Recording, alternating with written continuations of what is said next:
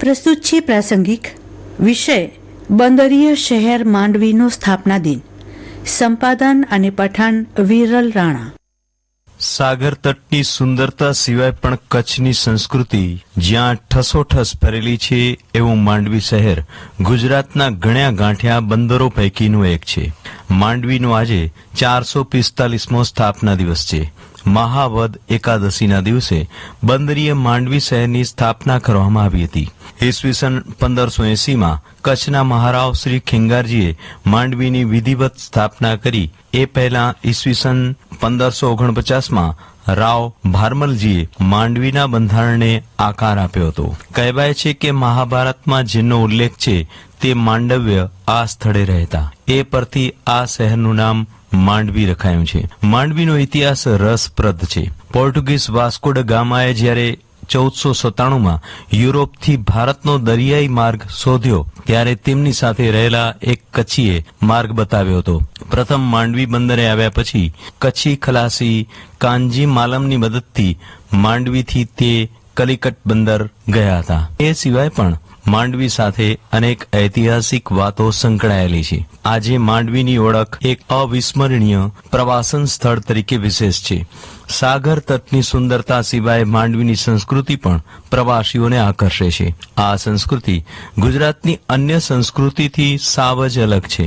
માંડવીના જનજીવનમાં કચ્છની સંસ્કૃતિનો પ્રભાવ છે. એથી જ માંડવીની મુલાકાત વિના કચ્છનો પ્રવાસ અધૂરો ગણાય. માંડવી નજીકનો વિજય વિલાસ પેલેસ પ્રવાસીઓ માટે આકર્ષણનું સ્થળ છે. કાઠડામાં આવેલો આ રાજાશાહી મહેલ બગીચાઓ અને પાણીના ફુવારાઓને કારણે રમણીય લાગે છે. 1920માં જયપુરના શિલ્પી અને કલાકારોએ બહારીય ઘાટ આપ્યો છે. વિજય વિલાસમાં ચારેકોર રાજપૂત સ્થાપત્ય કલા દેખાય છે. વચ્ચે ઊંચો ગોળાકાર પરિસર છે. રંગીન કાચ લગાવેલી બારીઓ એને વધુ શોભાયમાન બનાવે છે. માંડવીના મહેલના આકર્ષણે બોલીવુડને પણ નથી છોડ્યું. હિન્દી ફિલ્મ હમ દિલ દે ચુકે સનમ, લગાન જેવી અનેક ફિલ્મોનું શૂટિંગ વિજય વિલાસમાં કરવામાં આવ્યું છે. માંડવી સાથે એક અનોખી ઘટના પણ વણાયેલી છે. આઝાદીના ક્રાંતિવીર શ્યામજી કૃષ્ણ વર્માના અસ્થિઓ વિદેશથી લાવી માંડવીમાં તેમનું સ્મારક અને ક્રાંતિ તીર્થ બન્યા છે. શ્વેત રેતીથી લદાયેલા માંડવીના દરિયા કિનારે બનાવતા રેત શિલ્પો પણ સમયાંતરે માંડવી બીચ તરફ ખેંચે છે.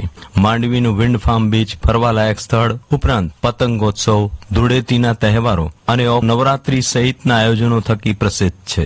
રજાઓ, વેકેશન કે તહેવારોના દિવસોમાં સહેલાણીઓના ઘોડાપુર દરિયા કિનારે ઉમટી પડે છે. માંડવીની અન્ય એક ઓળખ એટલે ટેસ્ટફુલ દાબેલી. આજે કચ્છના ખૂણે ખૂણે અને ગુજરાતના શહેરો મુંબઈ સહિત અમેરિકામાં પણ પહોંચી ગયેલી દાબેલી ડબલ લોટીનું જનક માંડવી છે. દાબેલીને લોક જીભે ચડાવવાનું શ્રેય 1960ના અરસામાં પ્રથમવાર માંડવીમાં દાબેલી શરૂ કરનારા માલમ ખારવા કેશવજી ગાભા ચુડાસમાને જાય છે. માંડવી નજીક ગુણસાગર સુરીશ્વરજી મહારાજ સાહેબની સ્મૃતિમાં 1980માં બંધાયેલું 72 જિનાલય આદિસર જિનાલય મહાતીર્થ છે. માંડવીની રૂકમાવતી નદી પર 1883માં બંધાયેલો રૂકમાવતી બ્રિજ એ આજે પણ આ પ્રકારનો ભારતનો સૌથી લાંબો બ્રિજ છે. આજે માંડવી સ્થાપના દિવસ અંતર્ગત વિવિધ કાર્યક્રમોનું આયોજન કરાયું છે. આજે સવારે 9 વાગે કાંઠાવાળા નાકા પાસે ખીલી પૂજન, 10 વાગે દરિયાલાલ દ્વાર પાસે તોરણ વિધિ તેમજ VRTI માંડવીના સહયોગથી પુસ્તકાલયમાં પુસ્તક મેળાનું આયોજન કરવામાં આવ્યું છે. પ્રાસંગિકમાં આજનો વિષય હતો બંદરીય શહેર માંડવીનો સ્થાપના દિન. સંપાદન અને પઠન વિરલ રાણા. પ્રસારણ આકાશવાણીના ભુજ કેન્દ્ર પરથી કરવામાં આવ્યું.